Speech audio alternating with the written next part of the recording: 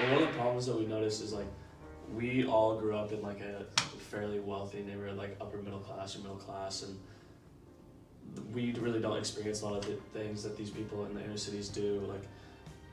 We hear about them, but we don't know how they personally affect them, and that's kind of like one of the biggest issues and why we did this was so that we could educate ourselves and then go and educate others. When they started redlining, I think FDR, African Americans in particular, were boxed out of these special, really convenient loans for vets, and they never had the opportunity to accumulate wealth. Right. The same way as suburban dwellers have. Going to this project, I mean, as someone applied SAM major, I've done my own research on this, but this environment of Detroit, this environment where racism exists, there's having a lower chance of being successful, being African American and being born in Detroit. Like this, the outcome is 100% government. It's the government's fault. The government had racist policies in the 1950s and 60s, and the government hasn't done enough to make up for it. One of the things that I found most shocking while we were looking into poverty in Detroit was the discrepancy between school districts in affluent neighborhoods versus the school districts in the poorer neighborhoods. After further research, we've seen that children that go to these schools that are lower funded or have less resources are already put at a disadvantage before they even have a say or any choices in their life. In my experience, the school in my district has a really bad reputation, like poor funding. So I was fortunate enough to go to a private school in another city, but a lot of my friends, they actually used their the home address of like a relative so that they could get into like a different and better school district. Like it says here, school districts really do matter because like the graduation rate across Michigan for high school is 90%, whereas like in Detroit it's only 79.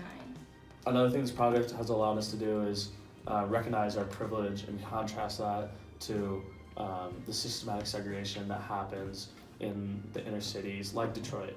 But we've also noticed that Detroit is just a case study, and this happens all over the nation, and we've used this kind of for personal growth.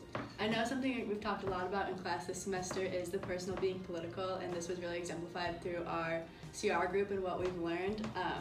One of the things that really hit hard for me was people in impoverished communities having to worry about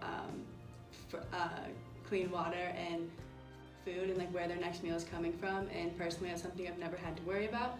And I can't imagine worrying about school and not having my parents home because they're working a bunch of shifts.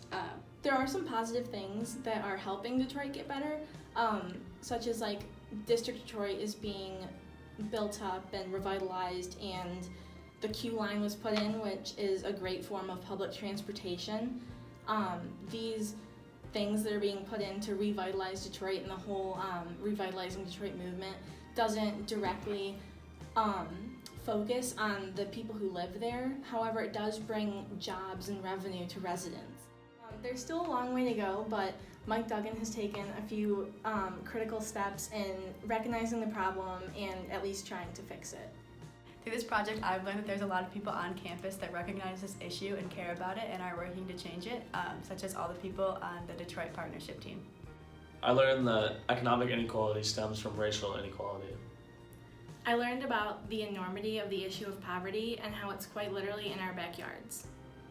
Through discussion and debate, our CR group was able to have a better understanding of the racial injustice that has occurred in Detroit, why there's so much poverty, why there's so much social inequality, why there's such high unemployment rates. And I think it's very important for people to understand, especially from communities like ours, how lucky we are and how we should, in some way, try to make it our society more equal and just. My whole